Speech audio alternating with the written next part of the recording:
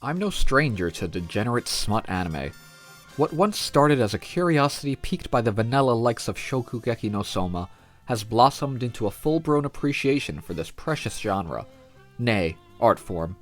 In recent times I've blasted through masterpieces such as Please Put Them On Takamine, gushing over magical girls, and the piece de resistance, plus-sized elf. Am I ashamed of my reverence for this misunderstood genre? Of course not.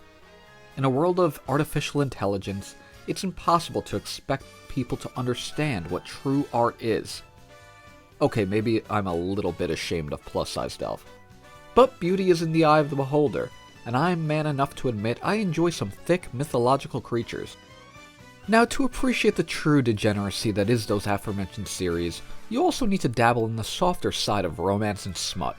Hell, some of these series we're about to dive into don't even necessarily present as smut. You think you're just watching another run-of-the-mill seasonal rom-com and then bam, you're hit with something straight out of an 80s anime VHS tape that you got from the side of the road on Canal Street.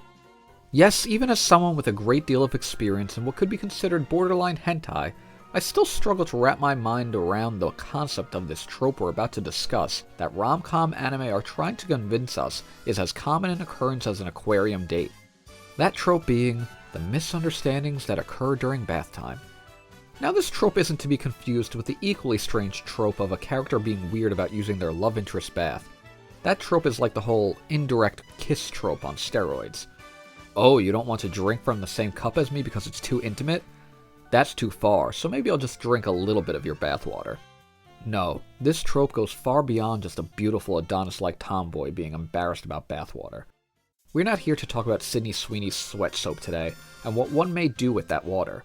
We're here to talk about a different level of smut. And let me tell you, bath time tropes are far more well established in the anime world than I thought.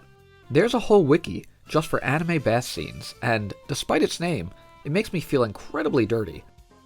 But nowhere on that vast, filthy wiki could I find the exact trope I was looking for. So you know what? I'll just have to be the change I wish to see.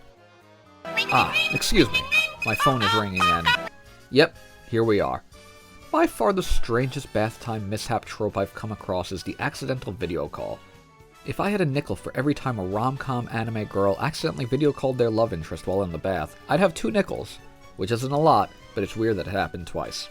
The first time I came across this trope with questionable claims of legitimacy was while watching Don't Toy With Me Nagatoro.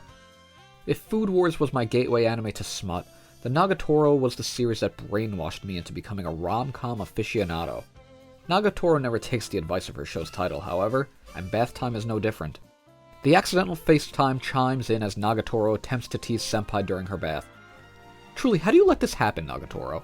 I mean, you kind of have to actively search for the little FaceTime button. And even then, if you did somehow slide your finger across the call icon, doesn't it also make a whole separate ringing and chiming sound to indicate you're switching to FaceTime? I'm very dubious about the claims of this being something that just happens. Though in fairness, I do understand her mind may have been a little foggy, knowing that Chad Pie was right there on the line. Yet somehow this wasn't the only time I've come across this situation.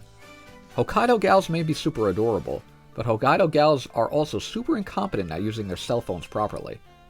This one is even worse than the Nagatoro one, as Fuyuki actively started the video call with complete disregard that there could be anything negative to come from it. Boom, drops the phone. Camera flying around like Neville Longbottom on his broomstick.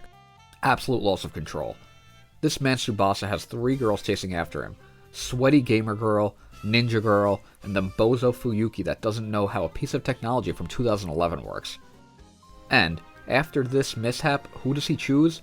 Bozo Bathtime Gyaru, obviously. We've given Steve Jobs enough airtime here with all this Apple FaceTime talk. Let's get out of the bath and get into the real nitty-gritty of bath time mishaps. Mic drop? Towel drop. You know, for a show called My Dress Up Darling, nobody ever seems to be wearing clothes, and that's no different in this scene. In fairness to Gojo, though, he thought it was his grandfather running around all wet and wild, so I see why he went rushing in. Maybe it's a cultural thing, but when I get stuck in a rainstorm, my first inclination isn't seeking out an old man's house so I can take a hot bath.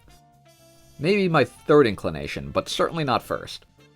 And my first inclination if I'm Gojo, and I think I'm either being robbed or my grandpa was dropping dong, definitely not run straight to the bathroom to fling the door open. But that situation was merely a series of questionable inclinations. There was no malice or lewd intentions involved.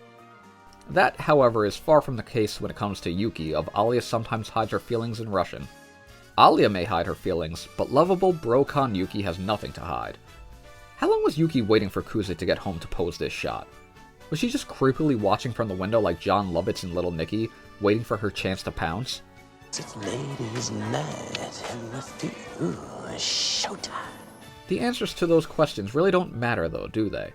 Yuki knows what the viewers want, and what they want is fan service. And is that not what all these strange, unhinged bathroom mishaps are about?